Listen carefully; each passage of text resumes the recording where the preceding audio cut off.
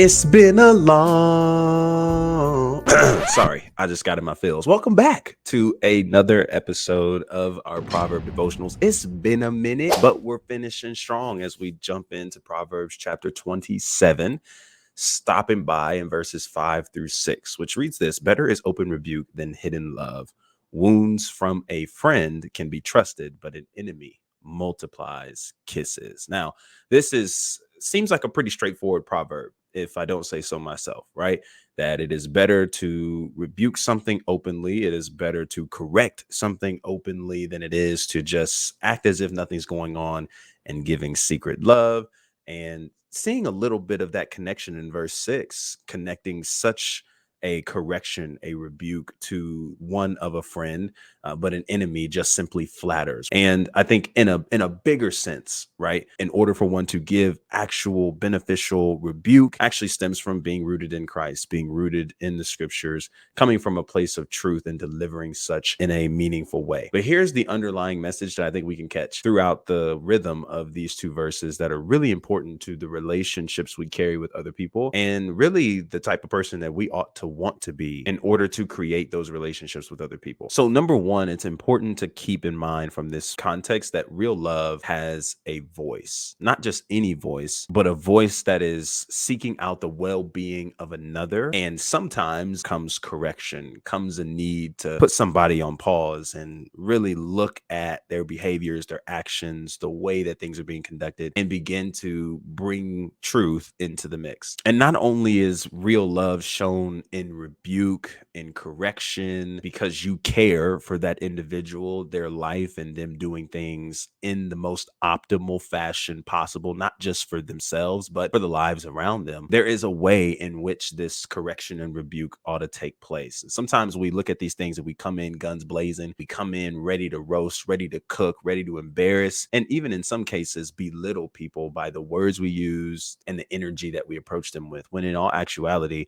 just as Jesus comes with this tension of grace and truth, as John 1 verse 14 relays to us, and furthermore what we see in his ministry, it is important that we address people that we love. We address others, regardless if we agree or disagree, in a formality of love and not in a formality of cruelty. And sometimes I think what ruins the relationships we carry, what ruins the legitimacy of safe places to be formulated around us, actually comes from the recklessness that we move with when we look to correct people, when we look to get people back on the right track of things. And it's just super important that we address such with grace and truth, and not just barrel people with truth and no grace behind it, because truth without grace is hurtful, and grace without truth comes no actual transformation. So we need both, and we need to hold that tension the best we can. And I think the balancing of both is love, the love that you and I share for others around us, and genuinely wanting to see them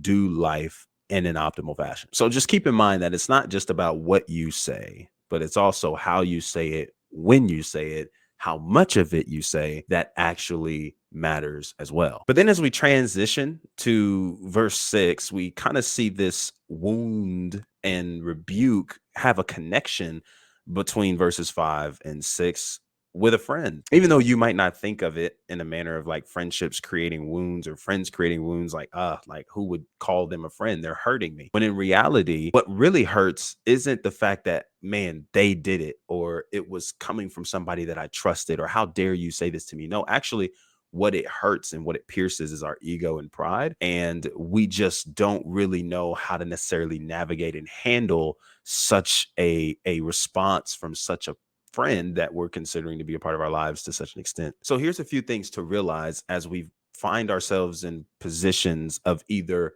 receiving such correction and wound from a friend, or being the friend that is giving such correction that could form a wound in one we love. Remember the source that this correction is coming from. Oftentimes we blow up and go array about certain people saying certain things without considering the source, and then being able to consider the potential fruit behind the words that are said, behind the actions that are suggested. Somebody giving me a mean comment from a distance doesn't really carry the same weight as somebody saying a mean comment that is up close, that knows me, that is aware of me, that understands me, and we have a close relationship with. So all I'm trying to get to you is to hold with little weight the words that people that are at a distance in your life have to say compared to those who are closer to you, who are more known of you and by you, and are actually genuinely looking to see you succeed in life. Because when you recognize that perspective, you actually don't internalize what's being said to a personal degree, but you learn that they're just being a friend. They're being someone that cares, that loves, and wants to be sure that you're going in the best direction possible. Two, recognize that the wound that's created or described in this text isn't necessarily a physical wound that we may run to as a comparison, but rather it's a wound that comes from a friend, one that is trusted, one that is loved, one who we can honor, respect, and ultimately a wound that is caused with a purpose of healing and redirection. Even when we look through the scriptures in totality, God's correction on his people was never to just destroy them. Rather, his correction was for the purposes of restoration. So please recognize that as you may find yourself being the friend giving such correction, or the friend that is receiving such correction or rebuke, a wound from another, we not only consider the source to determine the weight we ought to hold with what's being shared,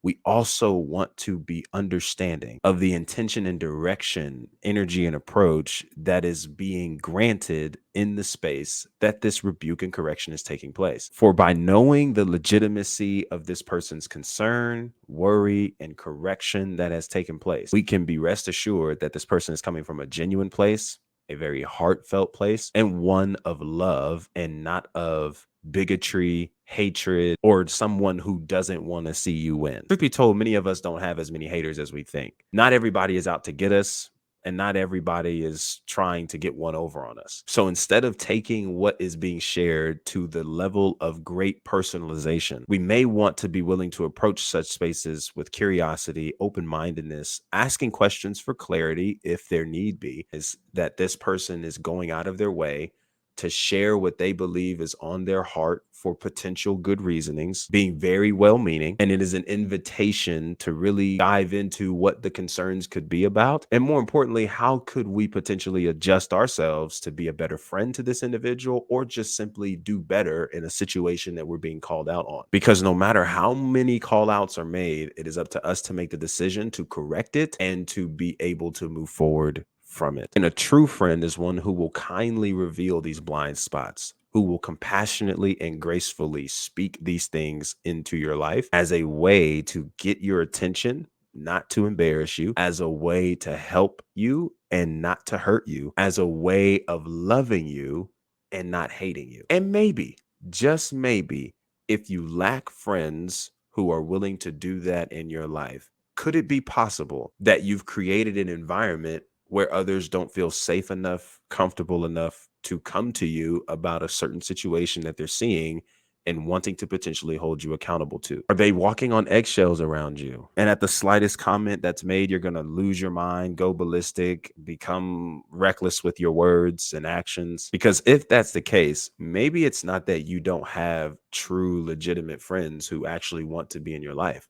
Maybe you aren't being that kind of friend that makes room for such things. Furthermore, failing to be that same kind of friend to others around you. And just as important as it is to gather people around us who can do those things in our lives, participate in accountability in our lives, and really want people we can trust, tell us when things are wrong, tell us when things aren't looking right, tell us when stuff isn't where it ought to be, we too want to be that friend to other people. Because ultimately, being that person is how we're even able to have other people similar to our approach, attitude, mindset, and behaviors to ultimately form around us, creating a tight-knit community. So as we leave this proverb, I want to ask you, what kind of friend are you? Are you the kind of friend that just expects to have all of these types of people around you, and yet you not participate in being that kind of friend to others? Or are you the type of friend and person in your circle that makes room for others to come and share what is on their heart and mind,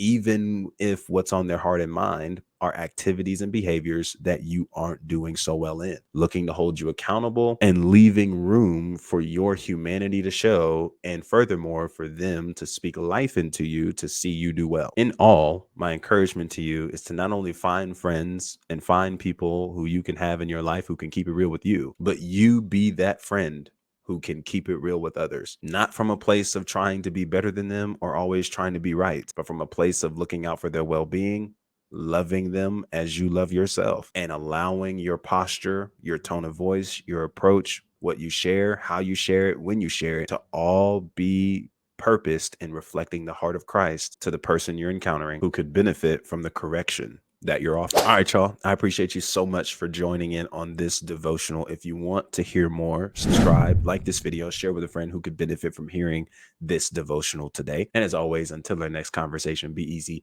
and be breezy, my friend. Hey, peace.